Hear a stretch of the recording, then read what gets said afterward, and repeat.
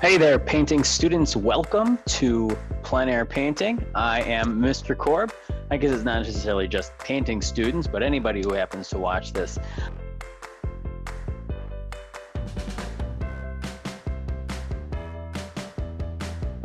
Plein Air Painting.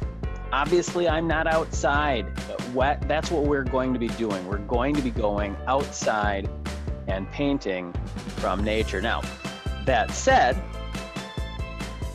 this is the image I'm going to be using. Now, I've made this photograph. I've made this painting before as well, I think. But this is where I'm at right now. So I've got this image that I'll be working from. It's not quite the same when you're not actually out in the space that you're working from. I don't think it's quite as good, but we're going to be doing what we can. You need to be outside painting. You need to go out and experience the outdoorsness of it, the wind, the bugs, the sun coming down. I hope it's not raining on you. Put an umbrella up if it is. But this is plein air painting, and it's all about observation. So I want you to be very attentive to what's out there. We can do a lot of different types of plein air painting. For our class, I've had my students do close-ups within 1 foot and between 2 and 5 feet. This is a particular painting that's really quite a distance. The reason I'm doing this painting for you as a demonstration is because we often forget about adding the details last. A lot of times we go straight to the details, and I want to talk about dealing with the big stuff first. I don't know how quickly this is going to dry. I don't know if I'm going to be able to get to everything I want to, but we're going to go with that. So to start with, I have prepared my piece of paper. I've already done a little bit of the drawing on it, and I'm gonna kind of sketch back over it, make me smaller. The other thing I've done is I have taken my paper and I've taped it to a board. Now I like working on individual sheets of paper, and if that works for you, then you're going to probably want to invest in a little bit of some nice masking tape. I like to use painter's tape, the blue stuff, because it doesn't peel the paper up quite as easily as your standard tape does, your standard masking tape. Don't use Scotch tape. I've got my paints, same ones that students have, pencil, eraser, and my paintbrushes. Now I've got a small collection of paintbrushes. Hopefully you've got a handful of paintbrushes. I tend to start big and work towards smaller brushes as I move along. I'm looking at my photograph. I'm looking out my front porch. This is what I would see if I were to look outside my window or stand in my front yard and paint from. And that's what I'm hoping you're able to do. We're painting from our at home. So I've gone through and I have lightly sketched in. I've sketched in my horizon line. Might be hard to read. I'll try to draw it a little bit darker. But again, when you're doing this, if you want to sketch it out lightly in pencil, I would sketch it out lighter than what I've got. I'm working from the background forward into the piece. I've done enough sketching. And so what I'll do now is, and remember, we got a lot of different techniques in painting. We've got wet on dry. We have adding salt, stippling, lines on wet paper. I want to start with my background. Now, one other thing about painting with watercolors, and that's what we're using is watercolors. If I were to have my board at home or in my studio, I would have it on a slight angle so that the gravity can pull the paint down. Actually, when I paint vertically. I use a French easel, and it's standing. So right now my board is flat. I would, without spilling all my water, I would tip it upward. And I don't know if you can see me. Yep, you can see me doing that. I would tip it upward. I'm going to do the sky first. And instead of going with wet on dry, I'm going to do wet on wet. And let me just rearrange here a little bit. There we go. So wet on wet means that I'm going to dampen my paper first with just water. So I've got my clean thing of water, a clean jar of water, jelly jar. Yeah, this was my Smucker's jar, probably from raspberry jelly. So I'll wet that. And while this is still wet, and kind of look around at it, make sure it's nice and wet, I've got a rag that I'm going to keep by me. While this is still wet, I'm going to take my palette. I'll put a little bit of water inside my palette. Yep, hard for you to see that. There we go. So I'm taking my brush, I'm squeezing water out of it. And I'm going to deal with the background first. So while this is still wet, I'll take some of my blue paint. I'm going to mix up a good amount of blue. I got a little bit of other blue in here, kind of darken that a little bit. And now what I'm going to do is I'm going to, with my painting tipped up a little bit, I'm going to raise this up a little bit so it's on an angle. I'm going to paint in a wash. Going back to my palette across the top first, and I'm going to paint in my wash. Going back and forth. Now my paper is a little wrinkly. We didn't pre-stretch the paper or anything, and it's not very expensive watercolor paper, so this is pretty cheap stuff. If you had nicer watercolor paper, if I had nicer watercolor paper, it might not wrinkle quite so bad. I'd like to darken my sky a little bit, so I'm going to take a little bit more blue paint. I'm using a couple different blues to make it a little bit more interesting versus blue straight out of the tube, or in this case, the tray. And I'm going to come back in and paint in that nice, even wash. Now the sky in my painting has no clouds in it. But if you wanted to have clouds in it, if maybe you're outside painting on a cloudy day, you can dab some of those things up. You could go back into it and pull some of those clouds up. I'll take my rag. Let's see what I can do here. I want to pull some clouds out. Kind of tap at that, bring some things out. As I get closer to the horizon, my clouds get closer together, a little bit smaller. I don't know, we'll see what happens there. Now I've got some water that has puddled up on the bottom here. So what I'm going to do is I'm going to dry my brush out, squeeze. I'm going to squeeze this out. It's actually pretty dry already. And while I've got this tipped upright, I'm going to use my brush like a sponge. I'm going to soak up all that extra water. And I can come back in here and kind of push some of these clouds around a little bit if I'd like. Try to smooth things out. Okay, not bad. Rinse my brushes out. Dry my brushes off with my rag. You see me doing that. All right, so now that I've got my sky painted in there, if I'm outside, this is probably drying quickly because of the weather. It's going to stay wet. I'm in the studio right now. So what I'm going to do also now is I'm going to work my way forward in the composition. I started with the sky. I'm going to get this bit of horizon in here. So that bit of horizon looks like this. So I'm going to paint in this space. I'm going to come forward with this. I am not going to do any of these trees. I'm not going to do any of this detail, none of these houses, until later. That all comes next. So as I look at my image, I'm going to put this here on the screen. Let's see if I can do this. So many things I'm trying to balance out here. Thanks for your patience. Nope, can't do it. That's okay. So I'm going to take another brush, and this time I'm going to use something a little bit smaller because all I'm going to do, I just want to get this space in here. And as I look at my image, it's brown in nature, so I'll use a little bit of my brown. But I also want to warm it up a little bit. I kind of see in my mind, in my eyes, I see a little bit of red.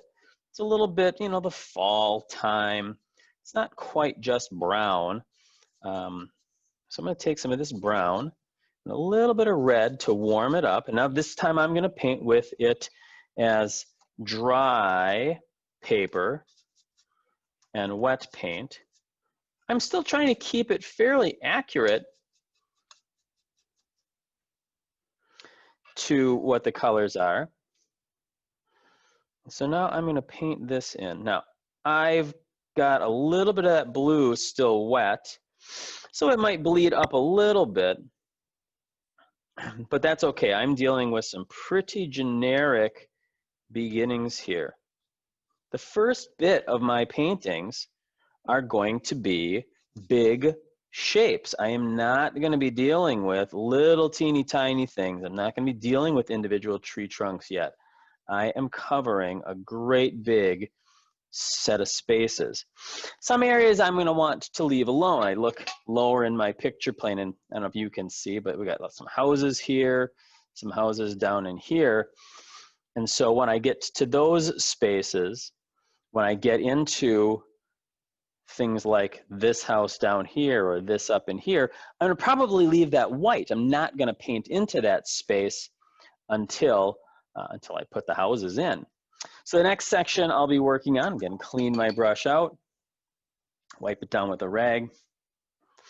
I look at mine, and it's this golden color. So I'm going to use my yellow, and I'm using my palette. This is nothing different than what all of my students have and what you might have in your own art collection. Whatever tools you've got is fine. So I'm looking at this. Now I look at my big fields in the back, and it's got a little bit of red to it. So I'm going to add a little bit of that. Mixing this up. These are my paints, so I kind of keep them clean at the end. I'm using some water, not a ton of water, some water. Add a little bit of this into it. So now I've got my color mixed up. And again, this is going to be wet paint on dry paper. I've got a few little splotches of color from my fierce color mixing. So just be careful of that as you're going along. And so again, we're dealing with these flat areas. Now this has this big tree that kind of comes up. It had no branches, a lot of branches, just no leaves. It was fall when I made this photograph. So I'm going to come in here, I'll paint that in. Again, I'm dealing with these big areas of color, just filling that in. I'm layering and layering, and I'm not dealing with any of these big details yet, or small details. Big shapes, no small details. All right. Now I'm working into these trees. I'm going to start working around some of these houses. So again, I look at my composition. It's a similar brown to this reddish brown that was up here. I might even come back up in here and I'm gonna put just a little bit more brown up in here to tone it down a little bit, intensify the color. The other thing I can do here is, it's not all perfectly even in this section. So I might come back in here, and I'm going to, because that's what I'm doing. I'm going to come in here and layer my paint and bring in some darker layers. Again, I'm working layers, build areas of big space first, and then work towards the smaller spaces. All right, now I'm going to work into this area, this space down here, and as we look at the composition, this space. So it's a lighter set of browns and a variety of browns in there. Again, you're working outside. You are not working from photographs. You're working straight from direct observation. If you're working from direct observation and maybe it starts to rain, you want to make a quick snapshot of your space so you can finish it up in the studio, that's fine. I really want you guys to be working on, you gals, and everybody else to be working on the idea of observation, being out in that space. So now I've mixed up this, and this is where I'm going to start to be a little bit more particular in where I do and I don't paint. Again, I'm looking very carefully, but now I've got a house. My neighbor's down here. I'll kind of block this space out. I know that this area is going to be darker. So I'm going to come back in later and add more values to this. But right now, I'm dealing with just these big, basic shapes. This space here has a sense of, it's a little darker. There's some trees and whatnot in there. So I'm going to come in here and a little bit lighter just to keep it separate. There's a house in here. Block that out. Not sure where that house ends. About there. A little bit more paint on my palette. I'm probably not going to have a finished painting by the end of this video. Maybe I will. I doubt it. Because I don't think you want to sit and watch me for an hour, 20, 30 minutes painting. But I want you to understand the basics. If you find that you're not dealing with the little tiny details, or I'm sorry, if you are dealing with the little tiny details first, then you need to stop and deal with this larger idea first. The space down here is much, much darker. So I've painted in this space with the trees and the houses I've kind of left blocked out.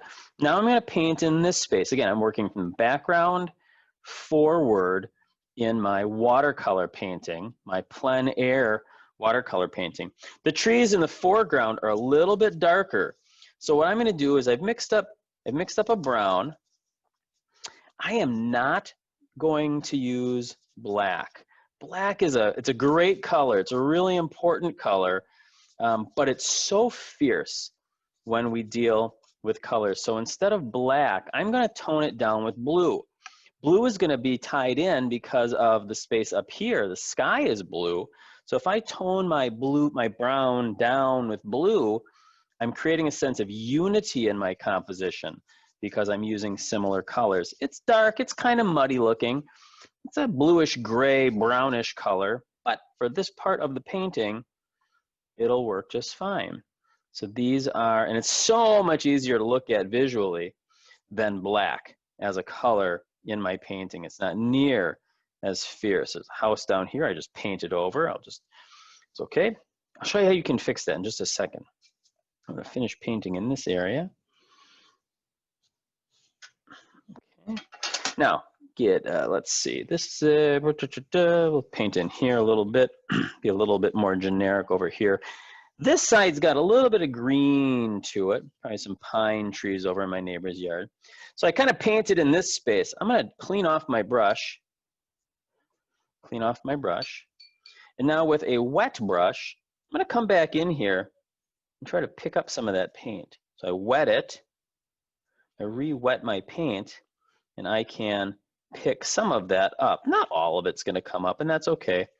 And I can take a little bit more water and feather this back. Okay. Lastly, for my detail is this grassy area here. And we got two really nice greens in our palette, but one of the things with green is if I were to paint with this green straight onto the paper, it would be too intense. It would be too green. So like I've been doing, I'm going to mix up some greens over here. And one of the things that I always do, I try really hard to always do, is in my greens for nature, oops, it spilled out. Just kind of carry that in there a little bit. My grasses are a little yellow-green, that's fine. What I'm going to do is I'm going to take a little bit of red. Why red with green? Well, red is green's complement, first off, and that's going to tone it down. And all of your trees, all of your nature in it, that green has just a little bit of red to it anyways. And we look at what happens in the fall in Wisconsin or wherever you are in the world that leaves change color, and they change color. So I'm going to take a little bit more of this. I know that the grasses out by me have a little bit of blue in them too. So I'm not going to use green straight out of the bucket. A little bit more of the yellow green. And now I'm going to put in my wash. I'm going to do a dry, wet on dry. I've tried to mix up enough green in my palette, and I'm working on a small 6-inch by probably 8-inch piece of paper. that I've taped down. Again, we've got that painter's tape in here. There we go. So here's my painting so far. I will come back in now. I'm going to continue to layer more colors, a little bit more blue-green into my grasses. Let's darken that a little bit more red, tone that down just a little bit more. There we go.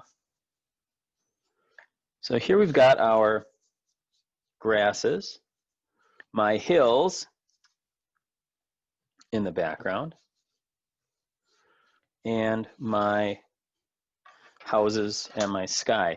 Now what I'll do is I'm going to let this dry a little bit, and then what I'll do is come back in and I'm going to put in the houses and the trees. So let's just let's see how I can do this. I'm not sure. Let's pause recording. All right. Okay, well, I've got my handy dandy hair dryer to I don't really use a hair dryer to do my hair, but what it does is I've dried off my painting a little bit. So what I'm going to do now is I'm going to go back to my now dried painting, and I'm going to paint in more of my details now. The houses are pretty straightforward. They've got kind of these bluish gray roofs, so I've got a little bit of blue-gray in my palette that I'm going to use. One of the things I try really hard to do is keep things consistent. This blue-gray in my roof, and I'm not using any black right now. I could, but I'm not going to. The blue-gray of the roofs, that's about what they are in the neighborhood, at least this house. It creates a sense of unity. It ties back into the blue-gray of the sky, the blue of the sky, a little bit of that blue-gray down in this house. I'm kind of painting over some of the bushes because it had that little bit of overlap. And it's not exact, and that's okay. Kind of painting over here, a little bit of the overhang for the roof, a little bit of the overhang over here for the roof. I've got 0 rulers. I did everything by hand, a lot of observation, and I hope that you're able to do that too. I know that the roofs behind this bush in the foreground, this tree, so throw in another roof over in here. I'm using a lot of generalized ideas for this painting. Roofs they're not black. Even if you've got a black roof, it's really not black. You've got other colors there. I want you to be paying attention to that. You know, this roof over here has got a little bit of brown in it. So using the same blue grays, a little bit of brown in that one. Okay, and that is that looks like all of my roofs. I got a little bit of brown area in here. I can kind of fill in. There we go. And there's part of the house in the foreground. So now I can come back in here and I can darken some areas to make the bushes look like they got a little bit more depth to it. I can add a little bit more value on the horizon. But what I'm going to do now is I'm going to continue working on the trees. And then we're going to call it quits. Because then there's lots more details one can add, but this is where we're going to go from here. So I look at my branches, I look at the trees, and again, they are brown. My branches are brown. I'm going to use a thinner brush, and I'm going to get a very thin brush in a little bit. I have not changed my colors too much. I'm keeping it pretty consistent. I think my colors are a little bit toned down. I think they're pretty light. I could probably come back in and add a little bit more value to it. But now I've got some branches, and I'm not going to paint every single branch that's out there. I'm going to paint some of them. I got some pine trees in the foreground here, some pine trees down the side. I'll get those later. But I love these branches up here in the top. Branches are thicker at the base, and every time they split off, they become lighter. So let me move my head out of the way here. There we go. So I started thick over here, and I'm just lightening up my touch. And it might break up, it might fall to pieces a little bit, and that's okay. Bring my branch in here, and it comes up a little bit. Tip of my brush over in here. I am looking carefully out at my landscape, paying very close attention to what I see. I'm trying to duplicate that a little bit. I've got some smaller branches that break off. I'm using the tip of my brush more so. I can't get all of them, but I'm getting some of them. Again, they get thinner as they branch out. Some of them here. Breaks off. Whoops, a little thick there. That's okay. It's all right. Comes up, up, up. Those my branches are growing up. Hey, if you're doing some yard cleaning this week, if you see branches that are dangling down off of your trees, I'm not entirely sure, but I think you're allowed to trim those. I mean, if it's not your house, I wouldn't trim them. You know, if it belongs to your parents or, you know, your neighbors, I definitely wouldn't trim my neighbor's trees. But all of my branches go upward. So I'll do a little bit of this, a little bit of overlap on this branch. I've got a tree on the other side. This tree's got a bigger, thicker trunk, so I can come out pretty severely. Actually, in this case, I'm gonna add a little black to it. I'm gonna darken this just a little bit with some little bit of black. Black is fierce. Black is a great color. We just have to be careful how fiercely we use it in our paintings. Now this is going to create a great frame within my frame because it's completely falls off of the top of my picture plane.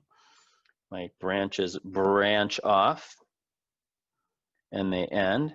I am looking up at my image frequently. I don't know if you can see that in the video or not, but I'm constantly looking. Oh, there's one of those branches that drops down. I'm constantly looking at my imagery. Some of my branches, oh, you can't see it at all because my big head's in the way. There we go. Better, much better. And so I got all these little branches coming up. This one coming off of here.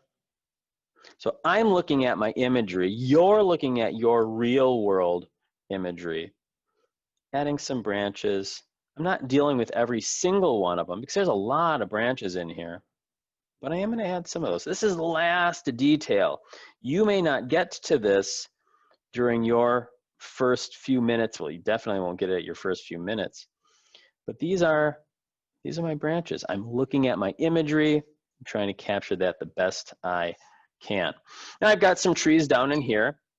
These are some lighter browns for their trunks. There's a pine tree down in this space. So I can put those brown trunks in here and it splits off. And I'll come back in here later with that. Some other trunks that kind of rise up here. I'll come back in later. I got some trees in this space. I have some trees that are over here. And so the same brown, I'm just going to add this same color to help build this space up. Some trees over in this space. I'm using big generalized marks to start with, and later on I'll come back in and add more detailed marks to it later. Yeah, this is a pretty generalized painting, but anyways, this is how you can start with these big ideas, these big general ideas, and then simplify it as you're going along. Here's my tree in the middle, big trees branching off. There's a lot of branches on this one. This tree really branches out. So this would require a whole lot more time on my end, and that's okay. Maybe this painting will get done. Maybe it won't. Maybe this is just me explaining things, and that's fine. So as you paint, plein air, get outside. I want you to be dealing with clear observation. I want you to be looking really carefully at what you see, and that's that. That's it. So this is my beginning painting. It's not done. I'm not done with this, but I've taped it off. I've used watercolors, rag, water, and observation. Thanks for joining me, and get out there and paint. That's it. That's all. Go paint. Go paint.